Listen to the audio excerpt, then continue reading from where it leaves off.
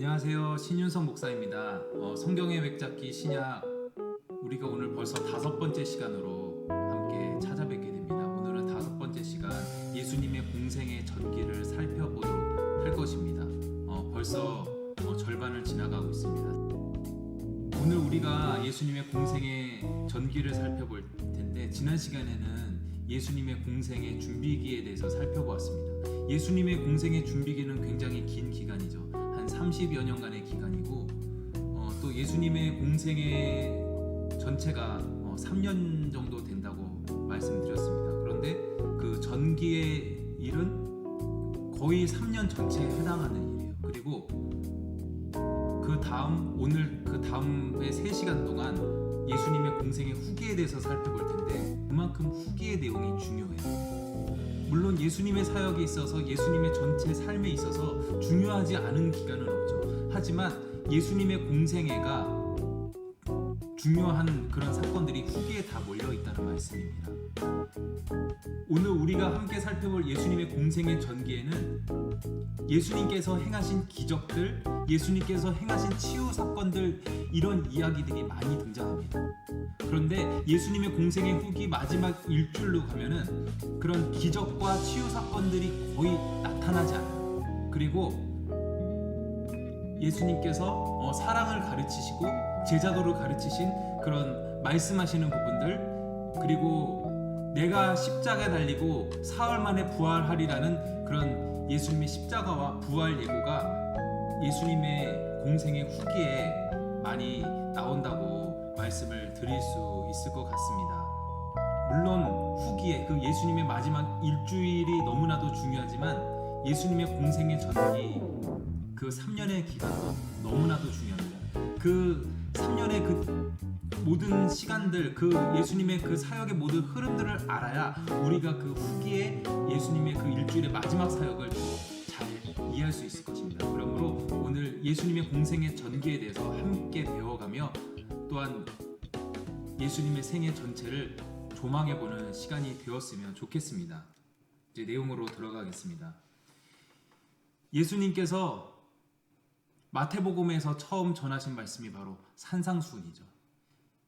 마태복음에서 예수님의 첫 외침이 회개하라 천국이 가까웠느니라 라는 것이었습니다. 이것은 세례 요한의 메시지와 조금 차이점이 있어요. 지난 시간에도 말씀드린 바 있는데 세례 요한은 앞으로 천국이 올 것이니까 회개하라는 메시지를 전한 반면에 예수님은 천국이 이미 왔으니까 너희가 그것을 믿음으로 받아들이라고 그런 메시지를 선포하셨어요. 즉 세례 요한에게 있어 회개라는 것, 하나님 나라가 오기 위한 조건이에요. 너희가 회개하지 않으면 하나님 나라의 백성이 될 수 없다. 그러므로 너희의 잘못된 행위들을 고쳐라. 그러면서 그렇게 회개하라 하면서 좀 무서운 하나님의 심판과 진노에 대해서 강조하는 게 세례 요한의 메시지였습니다. 반면에 예수님의 메시지는 회개 이전에 이미 하나님 나라가 너에게 왔다. 그러므로 변화된 삶의 열매로서 그런 회개의 삶을 살아가라는 그런 메시지를 전하신 그런 차이가 있다고 말씀드릴 수 있겠습니다. 천국은 하나님의 임재가 있는 곳입니다. 하나님이 통치하시는 영역이 천국이고 하나님의 나라예요. 우리의 언어에는 표현할 수 있는 한계가 있습니다. 하나님이 어디 계신가요? 하나님이 물론 하늘에 계시죠. 그런데 우리가 저 높은 하늘에 올라간다고 우리가 이 대륙권 성층권을 돌파하고 나가면 거기서 하나님을 볼 수 있을까요? 거기서 하나님 나라가 있을까요? 없죠. 물리적으로 하늘에 하나님이 안 계세요. 그렇다면 하늘에 계신 아버지라고 우리가 고백하는 그런 주기도문의 기도가 잘못된 것이고 허구일까요? 그렇지가 않습니다. 유대인들이 생각하는 하늘은 이 땅의 현실, 우리 인간들의 현실, 우리 인간들이 가진 유한성, 그것을 초월하는 무한의 공간을 상징하는 것이 하늘이에요. 그리고 우리의 이성과 우리의 그 삶의 지경에서 파악할 수 없는 그 초월적 영역을 지칭하는 언어가 바로 하늘입니다. 그래서 하늘나라 해서 그것을 번역해서 한자어로 해서 천국이죠. 천국이란 말도 우리가 많이 쓰지만 하나님의 나라라는 말이 더 적합한 단어일 것 같아요. 그래서 하나님의 나라, 천국 완전히 같은 의미라고 보시면 될 것 같습니다. 하나님이 통치하시는 영역이 천국이고 하나님 나라인데 예수님께서는 공생의 시작에서 산상수훈에서 이렇게 하나님의 나라가 이미 임하였다라고 그렇게 가르쳐 주신 거예요. 유대인들은 죽고 나서 천국에 가는 것으로 생각을 했지만 예수님께서는 이 땅에서 천국이 이루어지는 것을 말씀하신 거예요. 우리가 예수를 믿어서 예수 믿고 죽으면 천국, 하나님 나라에 훗날 들어가죠. 하지만 예수님께서 말씀하신 것 훗날 거기서 맛보게 될 그런 천국도 있으나 예수님이 말씀하신 천국의 더 근본적인 것은 지금 여기서 하나님의 나라가 이미 임하였고 그런 하나님 나라의 백성들 너희들을 통해서 이 땅 가운데 하나님 나라가 실현될 것이다 라고 그렇게 산상수훈에서 예수님의 공생의 전체를 통해서 그렇게 말씀하신 것이라고 볼 수 있어요. 그런데 여기서 유대인들은 그렇게 내세로서의 천국, 이 피안의 세계, 우리가 살아가는 차 안의 세계가 아니라 피안의 세계에서의 그 천국 하나님 나라만을 믿었다고 했는데 사실 이것도 유대인의 분파마다 또 그들이 가졌던 신앙의 모습이 달라요.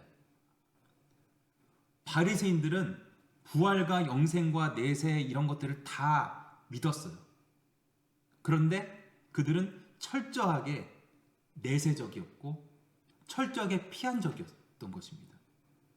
지금 이 땅 가운데 임하는 하나님 나라에 대한 그런 것보다는 그런 내세에 초점이 맞춰져 있던 것이 바리새인들의 천국에 대한 하나님 나라에 대한 개념이었다고 말할 수 있어요. 반면 사두개인들은 부활, 영생, 내세 이런 거는 다 없다고 하였던 사람들입니다. 이 사두개인들은 모세의 오경을 믿는데 이 구전이 아닌 기록된 문서만을 믿는 사람들이었어요. 그래서 사실 구약의 모세오경 토라에는 그런 내세에 대한 천국에 대한 그런 관념이 거의 없다시피요. 정확히 천국에 대해서 하나님 나라에 대해서 명시되어 있는 구절은 사실상 없습니다. 그래서 사두개인들은 그것만을 믿는 사람들이기 때문에 또 후에 조로아스터교에서 페르시아 종교에서 그런 이원론 그런 천국과 내세에 대한 이야기들이 들어왔었는데 그것을 우리는 믿을 수 없다. 어쨌든 바리새인들, 사두개인들 이런 사람들은 예수님이 생각하는 그런 하나님 나라, 천국과는 전혀 다른 그런 관념을 가지고 있다고 말씀드릴 수 있겠습니다. 자, 예수님이 말씀하셨습니다. 온 갈릴리에 두루 다니사 그들의 회당에서 가르치시며 천국 복음을 전파하시며 백성 중에 모든 병과 모든 약한 것을 고치시니 그의 소문이 온 수리아에 퍼진지라. 사람들이 모든 앓는 자, 곧 각종 병에 걸려서 고통당하는 자, 귀신 들린 자, 간질하는 자, 중풍병자들을 데려오니 그들을 고치시더라 라고 마태복음 4장 23절에서 24절 말씀에서 그렇게 말씀하고 있고 이것이 예수님의 공생의 전체를 짧게 요약한 말씀이라고 할 수 있습니다. 예수님은 마태복음 5장에서 7장까지 해서 걸쳐서 산상수훈을 말씀하셨어요. 천국 복음, 하나님 나라의 복음을 말씀하셨습니다. 여기서 예수님의 초기 사역의 특징이 어떠한지가 드러납니다. 이제까지 사람들이 듣지 못했던 천국 복음, 하나님 나라의 복음을 전파하고 병을 고치고 귀신들을 쫓아내므로 예수님이 구약에서 그동안 예언해왔고 구약에서 하나님께서 약속하셨던 그런 메시아가 바로 예수님이심을 이스라엘 백성들에게 알리시는 그런 초기 사역의 특징을 우리가 살펴볼 수 있습니다. 팔복은 메시아의 오심이 정치적 변혁이나 물질적 축복이 아니라 사람들의 마음속에서 일어나는 내면적 변화임을 알리고 있다라고 교재에서 그렇게 되어 있는데, 사람들의 마음속에서 일어나는 내면적 변화가 먼저입니다. 그런데 우리 내면에서 일어나는, 우리가 하나님의 사람이 되고 주님의 증인이 되는 것, 그것이 중요하고 그것이 먼저 되는 것입니다. 하지만 그런 개인의 변화는 정치적 변혁이나 그게 물질적 축복이 있을 수도 있고 없을 수도 있으나, 우리 변화된 개인들이 공동체를 이루고, 또한 그 공동체가 또 그 개인이 이 사회를 변혁시키는 것. 지난 시간에도 말씀드렸듯이 하나님 나라는 업사이드 다운 킹덤이라고 했어요. 소외되었던 사람들, 그 당시에 하층민이었던, 소외받던 계층들이었던 고아와 과부와 나그네, 이런 사람들이 억압되었던 것에서 대우를 받게 되고, 또한 스스로 높아져서 교만한 그런 이들이 낮아지는 그런 나라가 하나님 나라라고 하였습니다. 그래서 사람들의 마음속에서 일어나는 변화로 인하여서 그렇게 어려운 사람들, 억눌린 사람들을 해방시켜주는 것이 또한 복음입니다. 그러므로 개인의 변화는 사회적 갱신으로 이어져야 됩니다. 자, 그러면 팔복 8가지에 대해서 함께 나누도록 하겠습니다. 첫째, 심령이 가난한 자는 천국이 저희 것임이라 라고 말씀하셨어요. 마태복음에서는 심령이 가난한 자라고 하고, 누가복음에서는 뭐가 가난하다 그런 거 없이, 그런 수식어가 없이 그냥 가난한 사람이라고 이야기를 합니다. 즉, 가난한 마음으로 하나님을 찾고 그의 나라를 그렇게 찾는 자에게는 천국이 이미 왔다라고 팔복의 첫 번째에서 그렇게 선포하시는 거예요. 성경에서 말하는 가난에는 상대적 가난도 있고 절대적 가난도 있어요. 어쩔 수 없이 겪게 된 가난도 있고, 가난하지 않게 살았을 수 있지만 자발적으로 가난하게 되는 그런 가난도 있습니다. 그런데 예수님이 말씀하신 가난은 비자발적인 가난보다는 자발적 가난에 가깝습니다. 우리가 얼만큼 소유를 가지고 있던 그것을 다 버려야 될 필요는 없죠. 부자인 것이 결코 죄는 아닙니다. 하지만 우리가 가진 것을 스스로 내어놓고 주님을 따를 수 있는 그런 자발적 가난이 중요함을 예수님께서 팔복에서 또 복음서 전체를 통해서 말씀하고 계신 것입니다. 팔복의 두 번째, 애통하는 자는 위로를 받을 것이다. 고통을 즐거워할 사람은 아무도 없죠. 하지만 복 주시기 위해서 하나님이 주시는 고난은 있어요. 그렇다고 우리 삶에 닥치는 모든 고난들이 다 하나님이 복 주시기 위해서 주신 고난이라고 말할 수는 없을 것입니다. 하지만 분명 고통을 가장한 하나님의 축복은 반드시 있습니다. 그런 고난들, 그런 시련들을 잘 통과한 사람에게는 하나님의 위로와 소망이 있다라는 말씀입니다. 팔복의 세 번째, 온유한 자는 땅을 기업으로 받을 것이다. 로마 사람들의 덕목은 용맹이에요. 용맹하고 힘을 가진 사람만이 땅을 차지할 수 있습니다. 그런데 예수님의 가르침은 당시 이 로마 사회의 그런 군대의 그런 관념과는 다르게 이와 반대로 온유한 사람, 겸손한 사람이 땅을 기업으로 받음을 말씀하고 있습니다. 팔복의 네 번째, 의에 줄이고 목마른 자는 배부르게 될 것이다.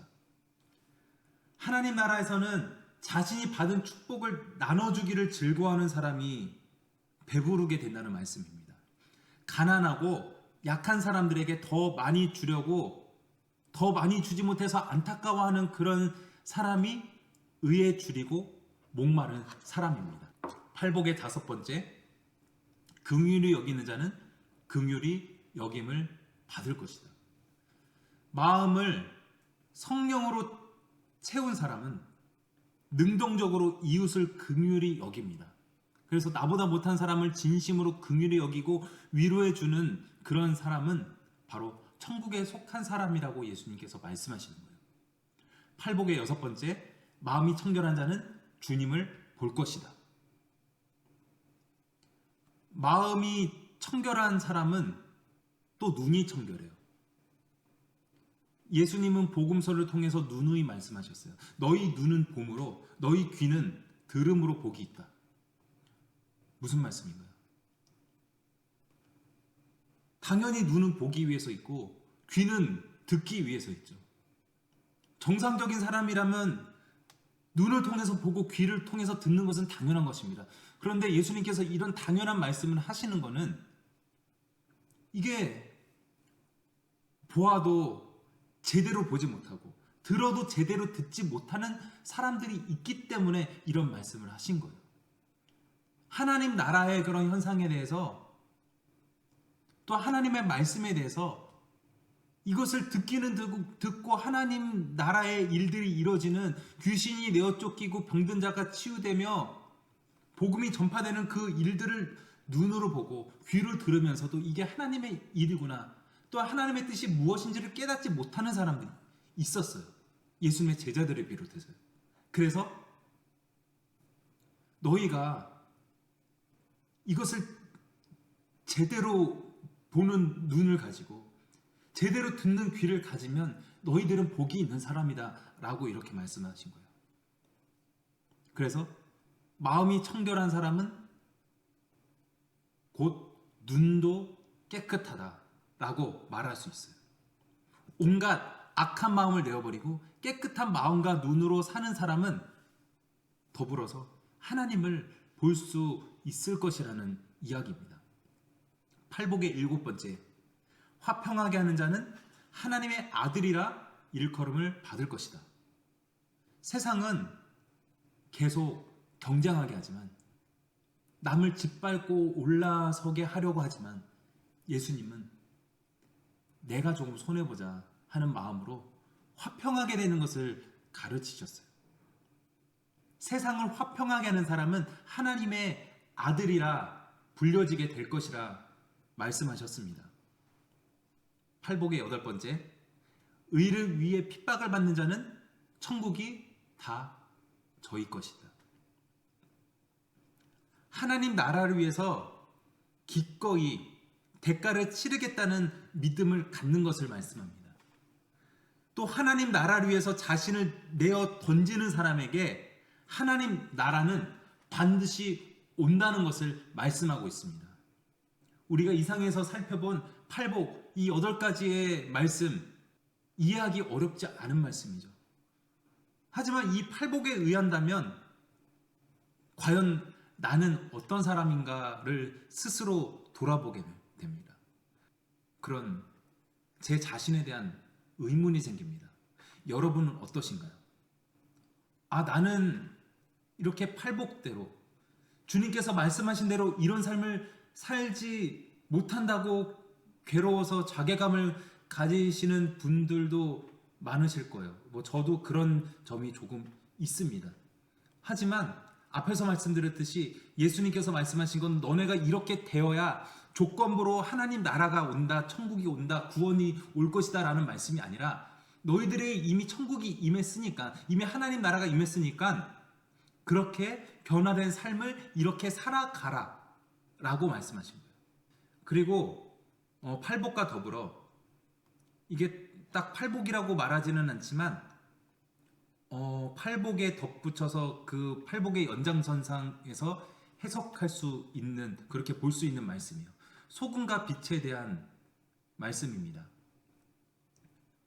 마태복음 5장 13절에서 16절까지 해서 말씀합니다. 너희는 세상의 소금이니 소금이 만일 그 맛을 잃으면 무엇으로 짜게 하리오? 후에는 아무 쓸데없어 다만 밖에 버려져 사람에게 밟힐 뿐이니라. 너희는 세상의 빛이라. 산 위에 있는 동네가 숨겨지지 못할 것이요 사람이 등불을 켜서 말 아래에 두지 아니하고 등경 위에 두나니 이러므로 집안 모든 사람에게 비치느니라. 이같이 너희 빛이 사람 앞에 비치게 하여 그들로 너희 착한 행실을 보고 하늘에 계신 너희 아버지께 영광을 돌리게 하라. 자, 이 소금과 빛에 대해서 또 산 위에 있는 동네에 대해서 우리가 많은 것을 생각해 볼 수 있습니다. 소금은 어떤 존재인가요? 소금은 다른 존재를 이롭게 해요. 짠맛을 내어서 음식의 맛을 돋우어 주는 그런 아주 중요한 역할을 하는 게 소금이죠. 그리고 그런 짠맛을 잃어버린 그런 소금이라 할지라도 미끄러운 바닥에 뿌려서 미끄러움을 방지해 주는 역할을 해요. 이거는 뭐 성경에 나와 있는 내용은 아니고 저의 이야기입니다. 소금은 이렇게 되든 저렇게 되든 널리 사람을 이롭게 하는 그런 기능을 해요. 보니까 열려라 성경 그런 류모세 선교사님의 책이 있는데 그 책에서 보니까 또 다른 해석을 하시더라고요. 여기서 이 원어로 봤을 때 이 세상의 소금이라는 게 이 월드, 이 세상, 이 우리의 주변에 있는 그냥 그 소금이 아니라 The salt of the earth가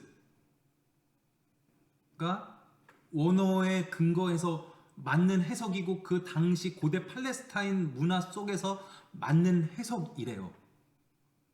여기서 earth, 영어 earth는 무엇인가요? 지구죠. 근데 지구의 뜻만이 아니라 흙이라는 뜻을 또한 earth라는 영어의 그 뜻을 가지고 있습니다. 그래서 이 고대 팔레스타인 사회에서 화덕 속에 소금을 넣는 경우가 많이 있었다고 해요.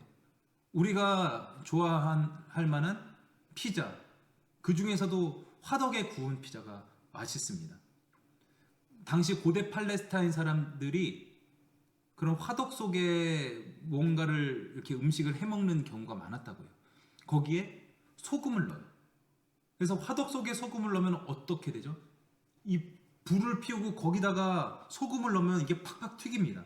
그래서 이 화덕 속에 있는 소금이 하는 역할은 불쏘시개 역할을 하는 거예요. 불이 팍팍 튀도록 스파크 역할을 해주는 거예요. 그런데 그런 불쏘시개 역할, 스파크 기능을 이제 다 하고 그 모든 성분이 날아가면은 그냥 덩어리가 돼버리죠. 그거는 그냥 밖에다 갖다 버린다라고 이 복음서에서 말씀하고 있는 의미가 그런 의미라고 열려라 성경이라는 그런 책에서 그렇게 해석을 하고 있어요.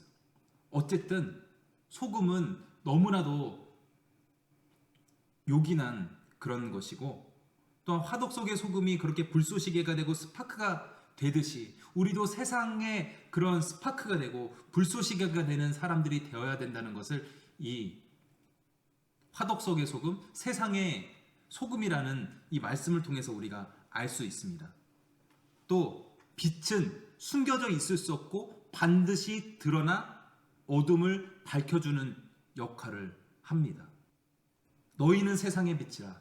산 위에 있는 동네가 숨겨지지 못할 것이요 사람이 등불을 켜서 말 아래에 두지 않고 등경 위에 둔다라고 말씀하였죠. 여기서 예수님께서 세상의 빛이라고 말씀하시면서 또한 산 위에 있는 동네가 숨겨지지 못할 것이고 등불을 등경 위에 둔다라고 말씀을 하셨죠. 또 고대 팔레스타인 사회에서 이 산 위에 동네가 있고 산 아래 동네가 있는데 산 위의 동네에서는 밤에도 등불을 켜서 산 아래 마을에까지 빛이 비추도록 그렇게 비춰 주었다고 해요. 톰 라이트라는 신약학자는 이 산 위의 동네라는 말씀에 대해서 이렇게 해석을 해요. 산 위에 있는 동네와 예수님이 훗날 십자가에 달리시는 그 갈보리 언덕, 그 갈보리 언덕에 달린 그 십자가, 그 골고다 언덕에 예수님이 달리신 그 십자가, 그것과 딱 일치가 된다라고 그렇게 이야기를 합니다. 산 위에 있는 동네가 산 아래에 있는 동네를 그렇게 비춰주듯 골고다 언덕에 있는 예수님의 십자가가 온 세상을 밝혀주는 그런 등불의 역할, 세상의 어둠을 밝혀주는 그런 기능을 한다라고 톰 나이트는 그렇게 해석을 하고 있는 거예요. 어쨌든 예수님은 소금과 빛의 비유를 통해서 우리가 어떤 사람이 되어야 될지를 말씀하여 주셨습니다. 소금과 빛으로서 세상을 이롭게 하는 사람으로 살라고 그렇게 말씀하시는 것입니다. 예수님은 율법의 완성자로 이 땅 가운데 오셨어요. 예수님께서 말씀하셨죠. 천지가 없어지지 않는 한 율법의 말씀은 다 이루어질 것이라 하셨습니다.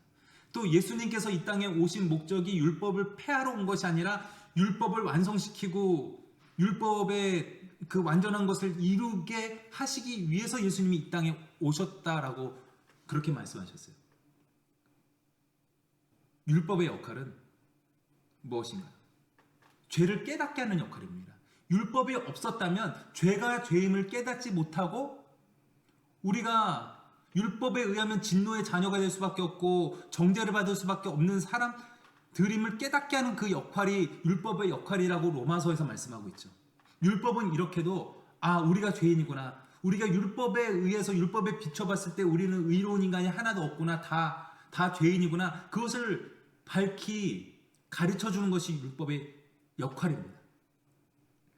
그래서 내 안에는 율법을 통해 하나님을 기쁘시게 해드릴 수 있는 것이 도저히 없음을 깨닫게 하는 것이 또한 율법의 역할이에요.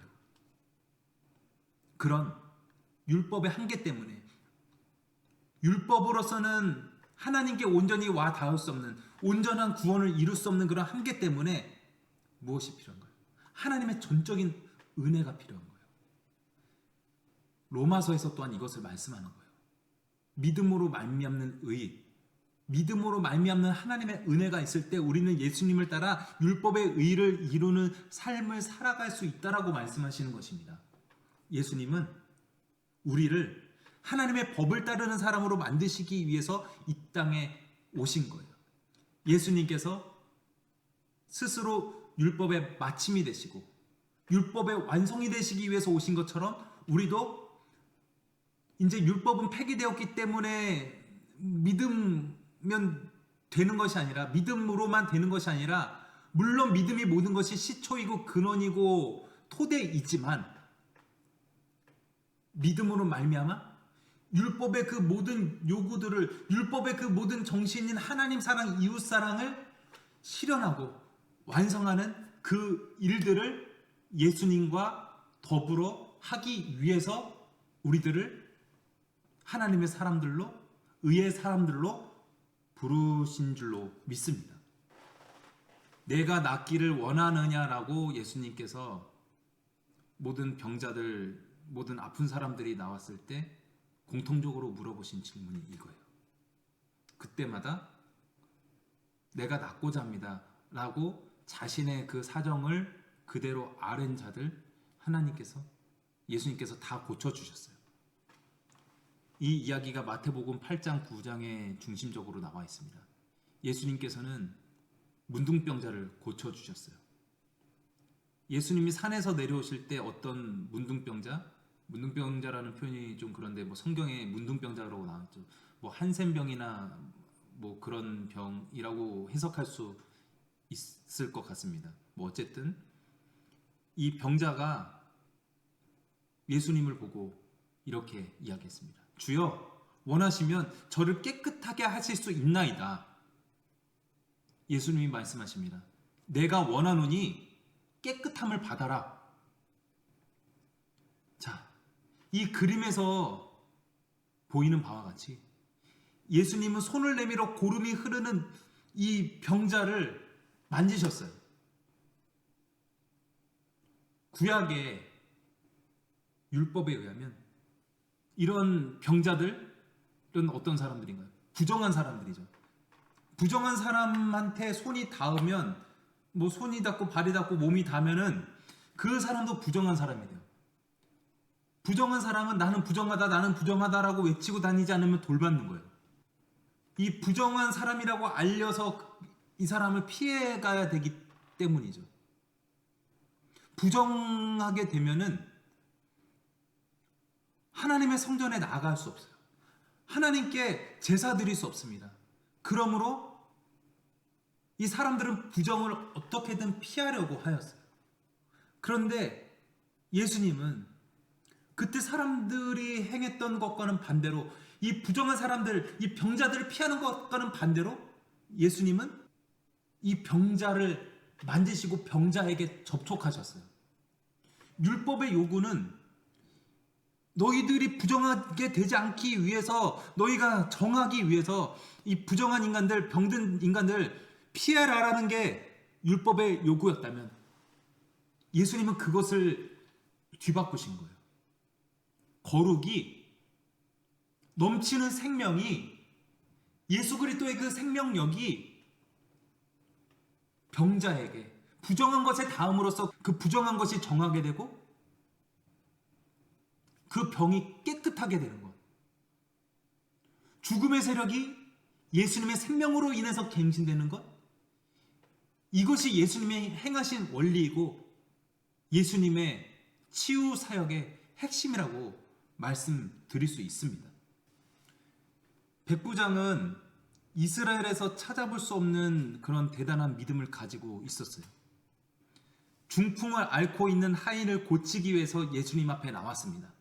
그리고 예수님 앞에 이렇게 말씀해요. 이렇게 이야기해요. 주여, 내 하인이 중풍병으로 집에 누워 몹시 괴로워하나이다 라고 이야기합니다. 이 그림에서 보는 바와 같이 예수님 앞에 무릎을 꿇고 간청을 했어요.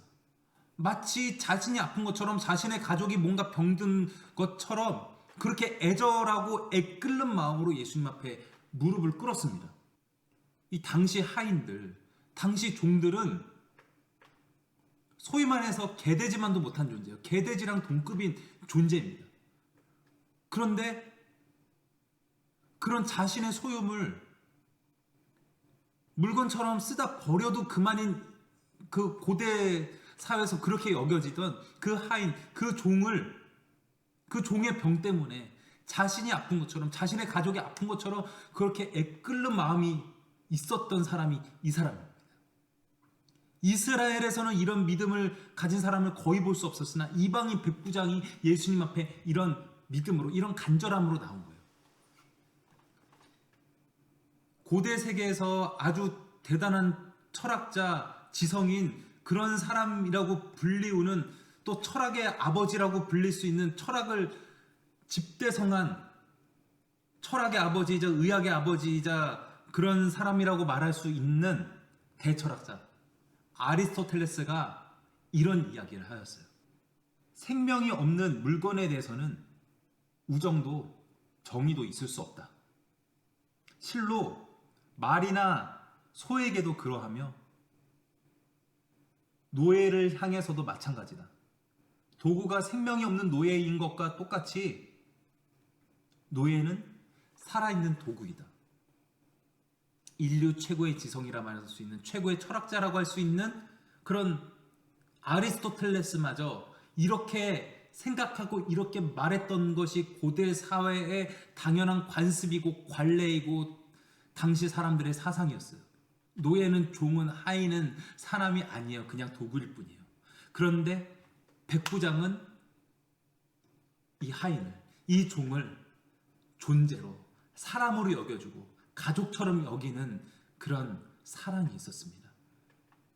또 다른 복음서에서 이야기하기를 이 사람은 로마의 백부장이죠.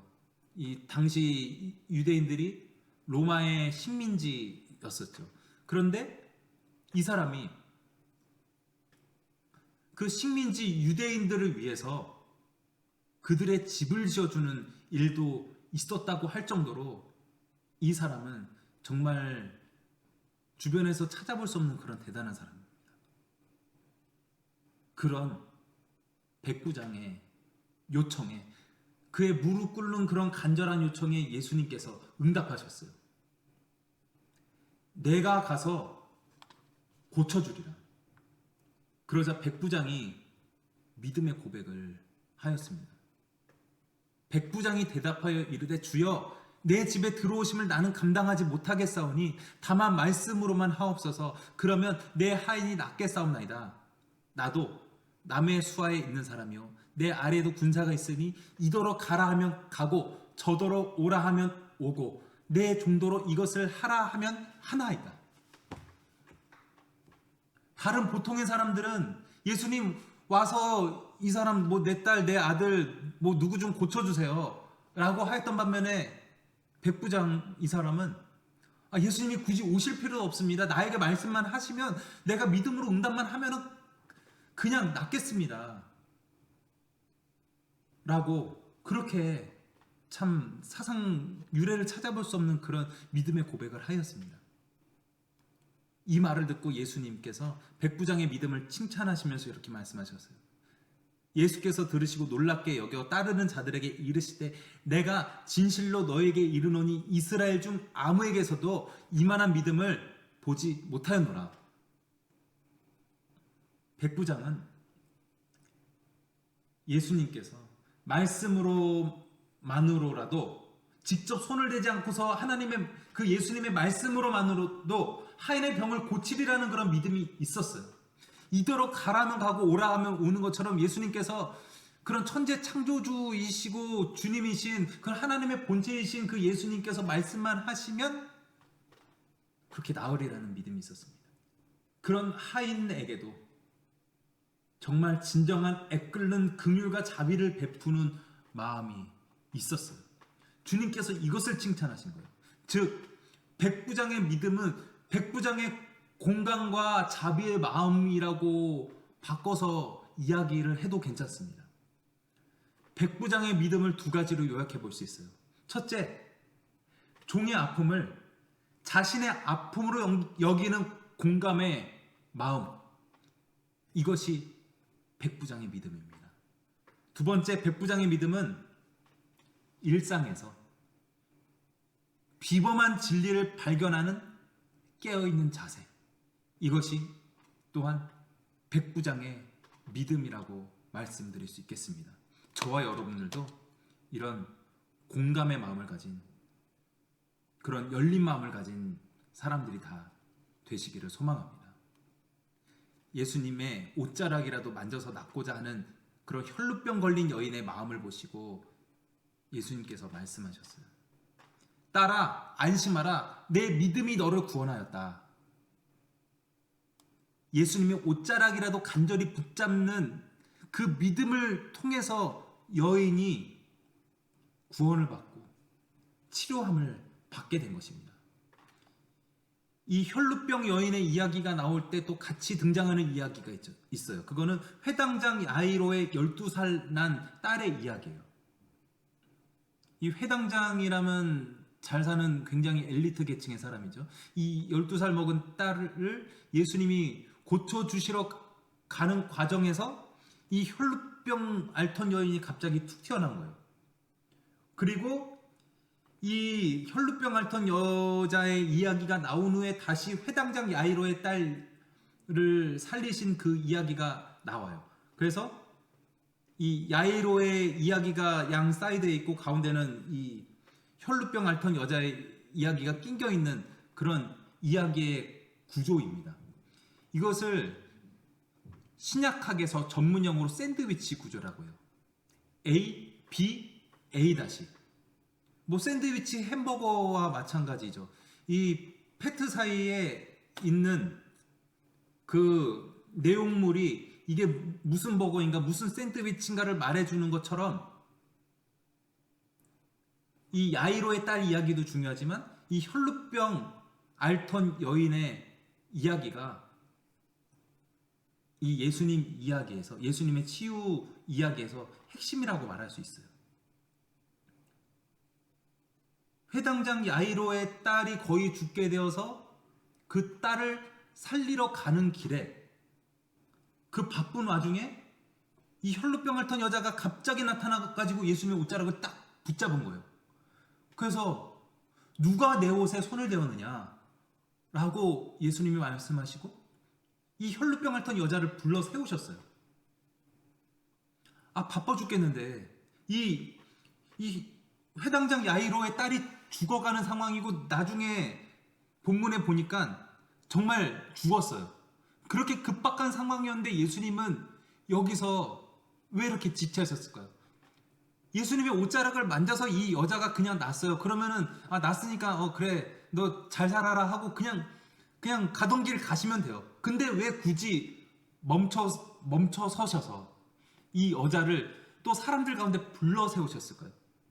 이 혈루병은 도덕적 윤리적인 죄로 여겨졌고 또한 부정한 사람이라고 여겨졌기 때문에 이 여자는 혈루병을 앓고 있어서 사람들에게 접촉 금지인, 사회적으로 왕따인, 사회적으로 그런 완전히 격리가 된 그런 사람이었어요. 그런데 예수님께서 이 사람을 그렇게 불러 세우신 것은 딸아 안심하라 너의 믿음이 너를 구원하였다라고 사람들 가운데 선포하는 것은 너는 이제 더 이상 왕따가 아니다. 너는 사회적으로 이제 더 이상 격리된 존재가 아니야.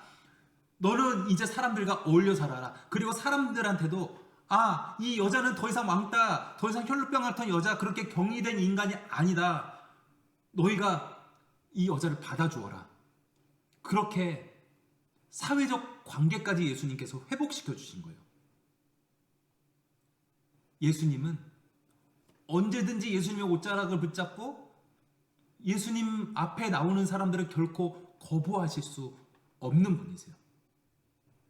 이 마태복음에서는 두 맹인의 이야기로 나와 있는데 다른 복음서에서 보면은 아마도 바디메오의 이야기와 거의 유사하고 이 바디메오의 이야기를 좀 이렇게 좀 다른 관점에서 해석한 것으로 볼 수 있습니다. 어쨌든 두 맹인이 예수님을 따라왔어요. 맹인이면은 또한 사회적으로 격리되고 눈 앞을 못 보니까 뭐 일을 할 수 없어서 거지인 것도 당연히 따라오는 수순이에요.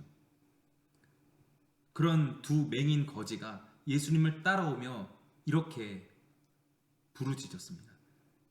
다윗의 자손이여 우리를 불쌍히 여기소서.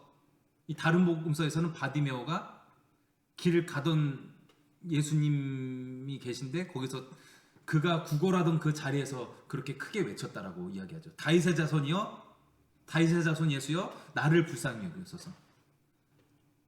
이때 예수님이 이 두 맹인에게 너희가 능히 이 일을 할 줄을 믿느냐? 라고 물으셨어요. 그렇게 예수님이 말씀하시자 두 소경이 네, 저희가 낫기를 원합니다 라고 대답했어요. 그때 예수님이 말씀하십니다. 너희 믿음대로 되라. 주님이 병을 고쳐주실 것이라는 믿음을 고백하는 사람은 이렇게 모두 병고침을 받았습니다. 앞 못 보는 사람이 당연히 앞을 보기 원하겠죠. 귀가 안 들리는 사람이 당연히 들리길 원하겠죠. 못 걷는 사람이 당연히 걷는 것을 원하겠죠. 하지만 예수님은 너희가 진짜 낫기를 원하느냐? 어떻게 낫기를 원하느냐? 보기를 원하느냐? 듣기를 원하느냐? 라고 물어보세요.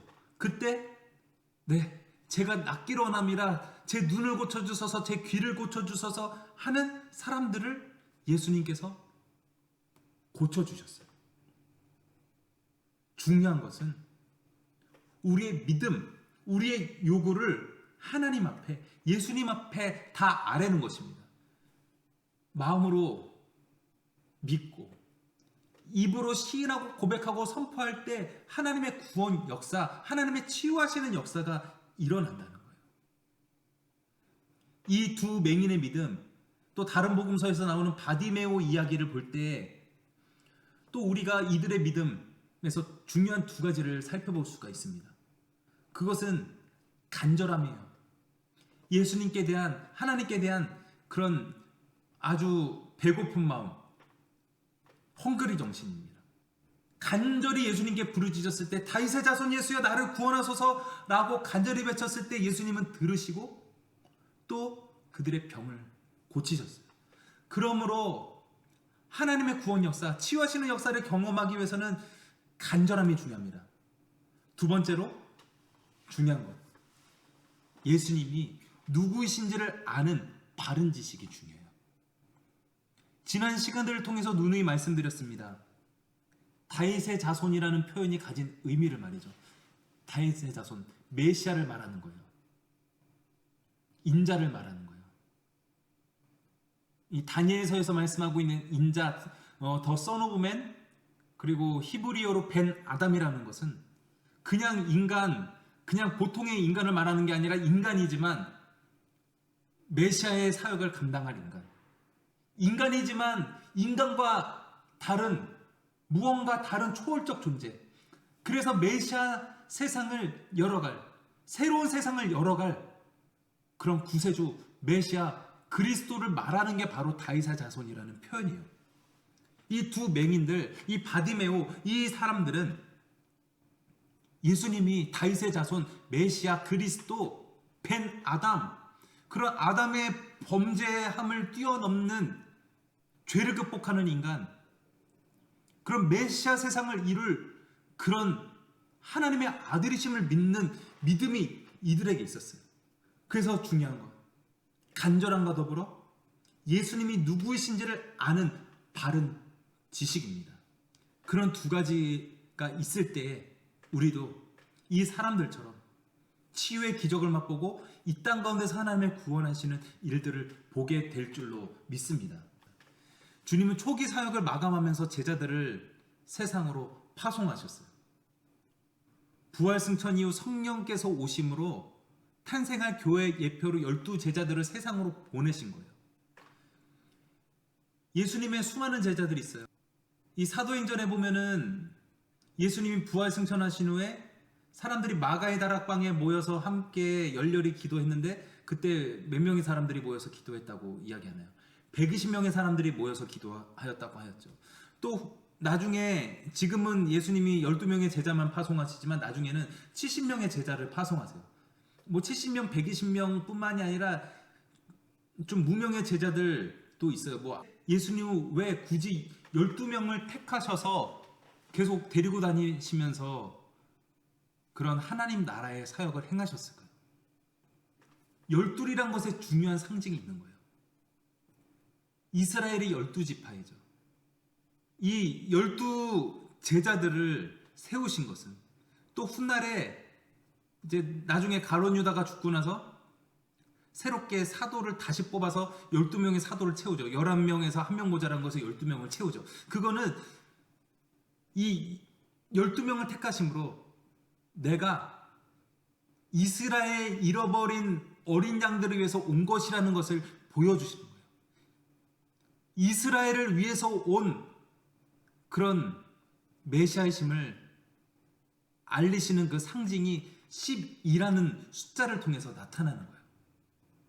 주님은 많은 병자들로 인해서 그들을 긍휼히 여기시고 그들로 인해서 눈물을 흘리셨습니다. 무리를 보시고 불쌍히 여기시니 이는 그들이 목자 없는 양과 같이 고생하며 기진함이라. 이에 제자들에게 이르시되 추수할 것은 많되 일꾼이 적으니 그러므로 추수하는 주인에게 청하여 추수할 일꾼들을 보내주소서 하라 하시니라. 예수님은 세상에 도움이 필요한 사람들, 은혜를 필요로 하는 사람들을 위해 제자들을 파송하셨어요. 예수님의 제자 중에서는 여러 계층의 사람들이 있었죠. 뭐 세리인 사람도 있었고 예수님의 제자가 되고 사도가 되고 주님의 사역을 감당하는 일에 있어서는 누구나 될 수 있어요. 그런데 그런 사람들 중에서 예수님의 12제자들의 거의 대부분의 공통점은 대부분이 상류층이나 특권층 출신이 아니라 가난한 사람들, 주목받지 못했던 사람들이라는 거예요. 세리 마태가 있었죠. 그 사람도 뭐 세리 세상에서 돈 잘 벌고 떵떵거리는 사람일지는 몰라도 이 죄인보다도 못한 놈이라고 손가락질 받던 인간들이 세리였기 때문에 그는 사회적으로 지탄을 받던 사람이었어요. 어쨌든 세상에서 존귀함을 받는 사람들이 아니라 세상에서 가난하고 주목받지 못했던 사람들을 부르셔서 주님의 일을 감당하도록 주님께서 그렇게 택하여 불러주신 것입니다. 주님은 12제자들의 선교 지역을 먼저 이스라엘 집에 잃어버린 양으로 제안하셨어요. 뭐 이방에 나가서 사역을 행하는 것은 나중 일이고 일단 이스라엘의 집에 잃어버린 양들만 구원하는 것도 참 쉽지 않은 일이었기 때문에 그랬겠죠.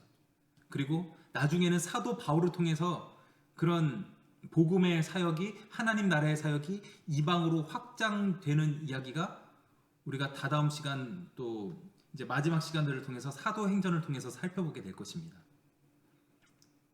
제자들이 가서 행하게 되는 사역의 내용이 두 가지입니다.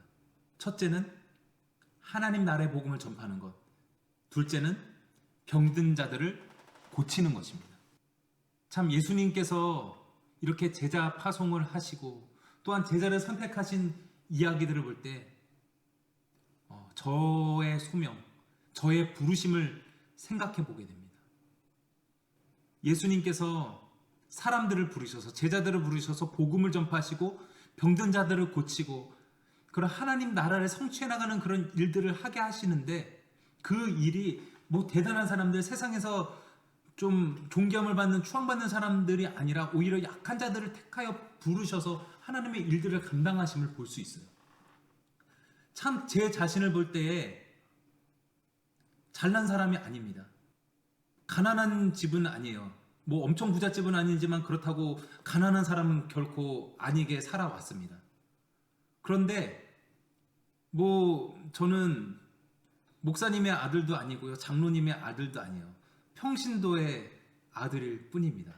저의 출신도 그러하거니와 저는 글에는 조금 능할지 몰라도 말에는 입이 뻣뻣하고 둔한 사람이에요. 그런데도 주님께서 저를 부르셔서 정말 입술이 뻣뻣하고 둔한 이 사람을 통하여서도 하나님께서 일하시는 것을 볼 때 내가 하면은 내가 이 목사의 직임을 감당하면 누구나 다 할 수 있겠구나라는 생각을 함과 동시에 이것이 인간의 개인의 잘남이나 뭐 어떤 능력 때문에 되는 것이 아니라 물론 그것도 중요하지만 제일 중요한 것은 하나님의 택하시는 은혜, 하나님의 그런 일방적인 부르심, 조건 없이 그렇게 부르시는 그런 하나님의 은혜와 인치심이 더욱더 중요한 것이구나를 깨닫게 됩니다. 여러분들은 어떠하신가요? 나를 하나님의 백성으로 삼아주신 것, 나를 주님의 제자로 삼아주신 것, 비록 내 입술이 뻣뻣하고 둔하고 내가 가진 것 없고 내가 세상에서 뭐 그렇게 존귀함을 얻을 만한 그런 것이 없지만 나를 존귀하게 여기셔서 복음을 전파하는 하나님 나라를 확장시키는 일들을 나를 통해서 행하심에 대한 그런 감사와 감격이 있으십니까? 나를 부르신, 나를 택하신 그런 하나님의 은혜를 기억하며 감사와 영광과 찬송을 올려드릴 수 있는 저와 여러분들이 다 되시기를 소망합니다. 기도하겠습니다. 하나님,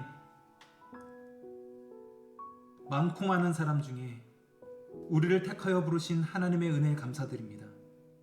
하나님께서 사람들을 차별하지 않으시고 어떤 계층의 사람이나 어떤 상황에 있는 사람이나 믿음으로 응답하는 사람들에게 다 하나님께서 역사하시고 그들에게 이미 천국이 있다라고 말씀하셨습니다.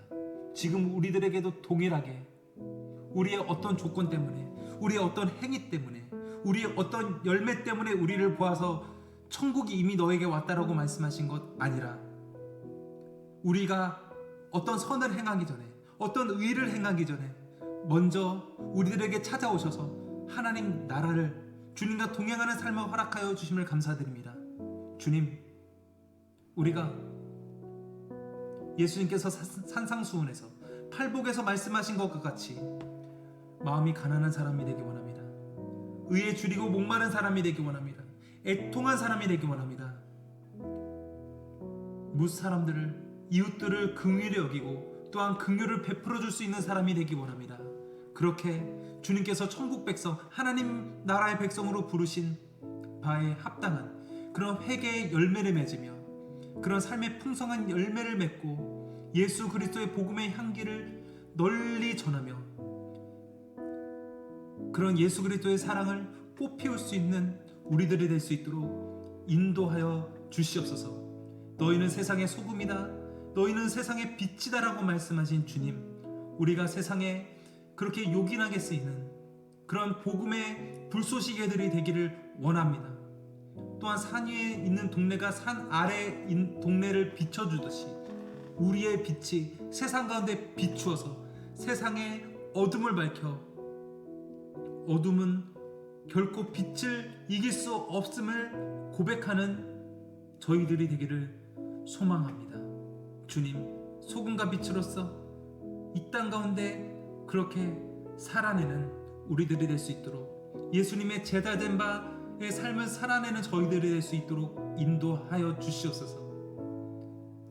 우리가 주님을 믿으며 또한 우리의 믿음 바를 입으로 시인하고 고백하게 하여 주시사 우리들을 통해서 하나님의 치유의 사건이, 하나님의 구원의 역사가 훗날 거기서뿐 아니라 지금 여기서도 이뤄지고 성취되게 하여 주시옵소서.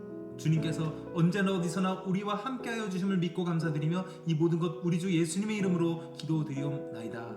아멘. 감사합니다. 수고하셨습니다.